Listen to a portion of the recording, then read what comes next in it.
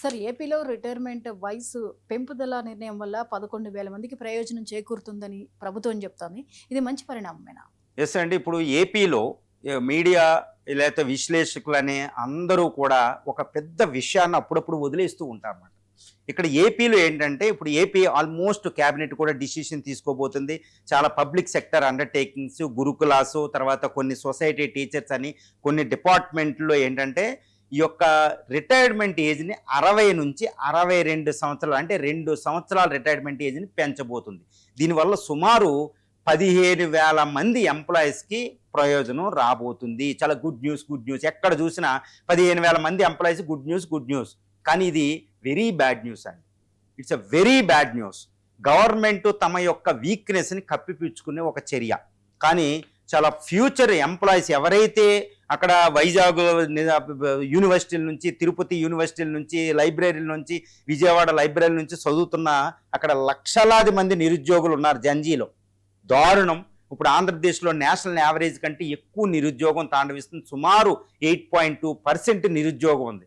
మరి ఆ నిరుద్యోగులు జాబుల కోసం వాళ్ళు వెయిటింగ్ చేస్తూ ఉంటే రిటైర్డ్ అవ్వాల్సిన వాళ్ళు ఇంకో 2 సంవత్సరాలు పొడిగించి అరే మీరు జాబులు చేసుకోండి అంటే మరి నిరుద్యోగులు కొత్తగా నోటిఫికేషన్స్ ఎక్కడ ఉంటాయి? కాబట్టి ఇది బ్యాడ్ న్యూసా, గుడ్ న్యూసా? It's a very bad news for the AP. It's not good news.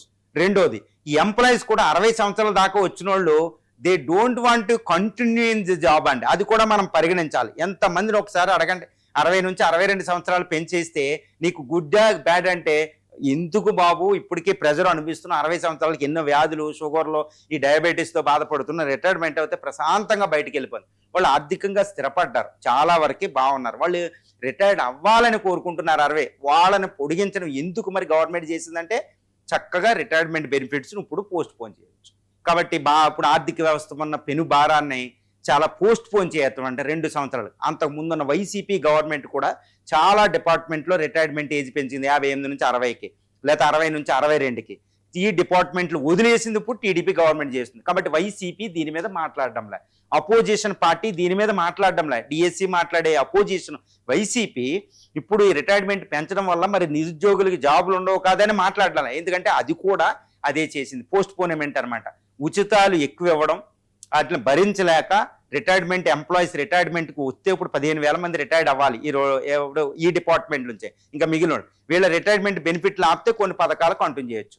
ఇది గుడ్ న్యూస్ ఎలా అవుతుందండి? It's a very bad news for the AP. It is only to cover up the weakness of the AP economy.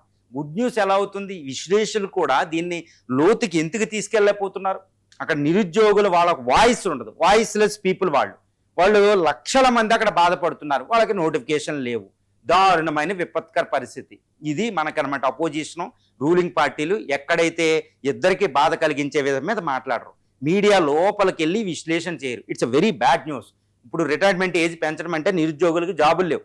It's a very very bad news in AP అండి.